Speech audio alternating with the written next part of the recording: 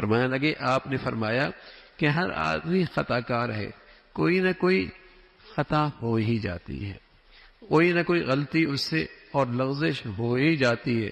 خطا کاروں میں وہ بہت اچھے ہیں، اور وہ خطا کار اور قصوروار بہت اچھا ہے جو خطا کے بعد مخلصانہ توبہ کرنے والا، جو اللہ سے سچی معافی مانگنے والا ہو اور اللہ کی طرف رجوع کرنے والا ہو۔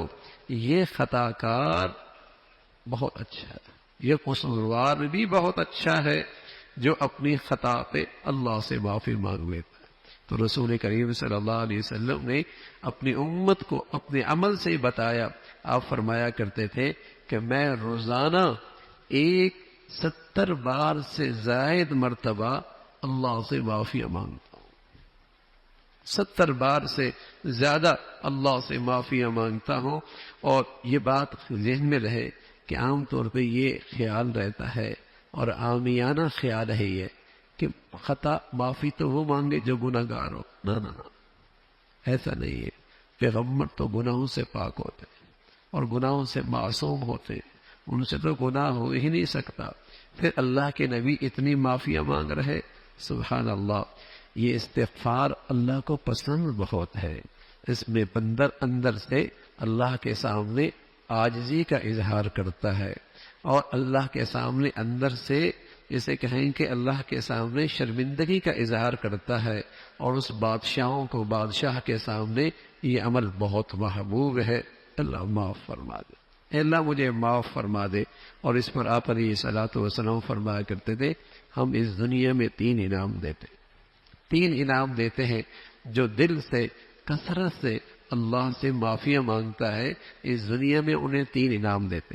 پہلا انعام من لزم الاستغفار جعل اللہ له من كل ضيق مخرجا، جو اللہ سے معافیاں مانگتا ہے اور کثرت سے مانگتا ہے، جعل اللہ له من كل ضيق مخرجا، پہلی چیز اللہ اس کے لیے ہر تنگی سے کوئی راستہ نکال لیتا ہے۔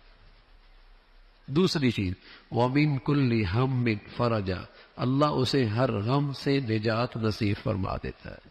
تیسری چیز وَرَزَقَهُ مِنْ حَيْثُ لَا يَحْتَسِبُ، اللہ اس کے لیے رزق کے وہ اسباب پیدا کر دیتا ہے جس کا اسے وہم و گمان کے اندر بھی۔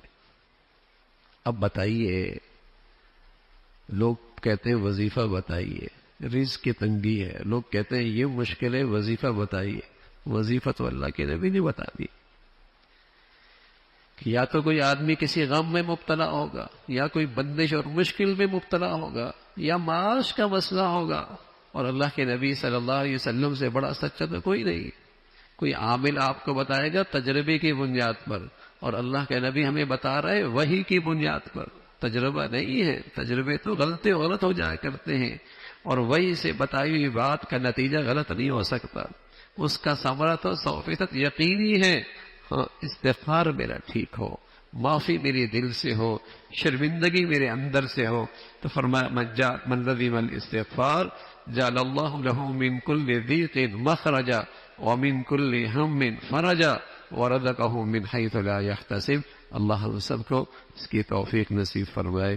اللهم لك الحمد كله ولك الشكر كله۔